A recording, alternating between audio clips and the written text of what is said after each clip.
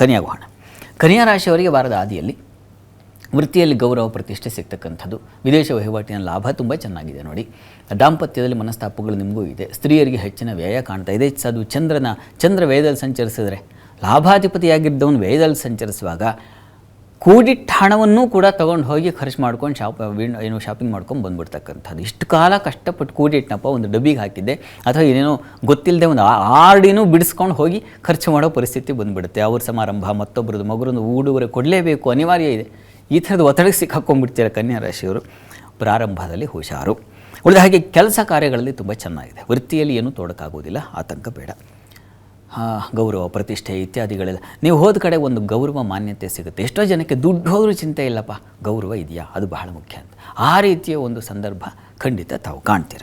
ಲಾಭ ಇದೆ. ಮಾಂದಿ ಲಾಭದಲ್ಲಿ ಸಂಚರಿಸುವಾಗ ಲಾಭ ಉಂಟಾಗುತ್ತೆ. ವ್ಯಾಪಾರ ವಹಿವಾಟಿನ ಲಾಭ ಇದೆ, ಯೋಚನೆ ಬೇಡ. ಇನ್ನು ವಾರ ಅಂತ್ಯ ನೋಡೋಣ. ಕನ್ಯಾ ರಾಶಿಯವರಿಗೆ ವಾರದ ಅಂತ್ಯದಲ್ಲಿ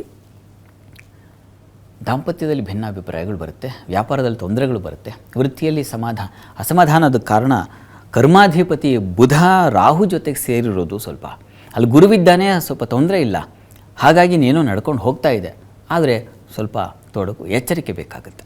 ಮತ್ತು ಮುಖ್ಯವಾಗಿ ಕುಜ ಸಪ್ತಮದಲ್ಲಿದ್ದಾಗ ದಾಂಪತ್ಯದಲ್ಲಿ ನೋಡಿ ಭಿನ್ನಾಭಿಪ್ರಾಯಗಳು, ಮನಸ್ತಾಪಗಳು ಜಾಸ್ತಿ.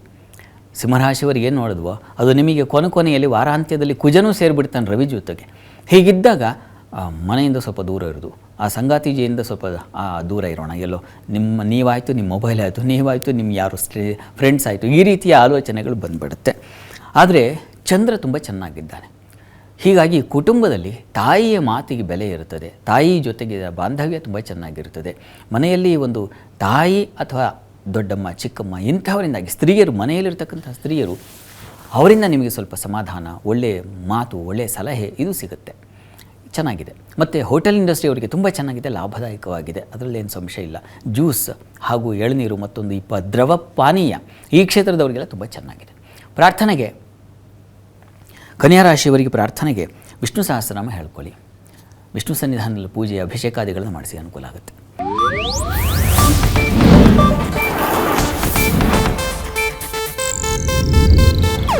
ಇದು ಏಷ್ಯಾನೆಟ್ ನ್ಯೂಸ್ ನೆಟ್ವರ್ಕ್ ಪ್ರಸ್ತುತಿ.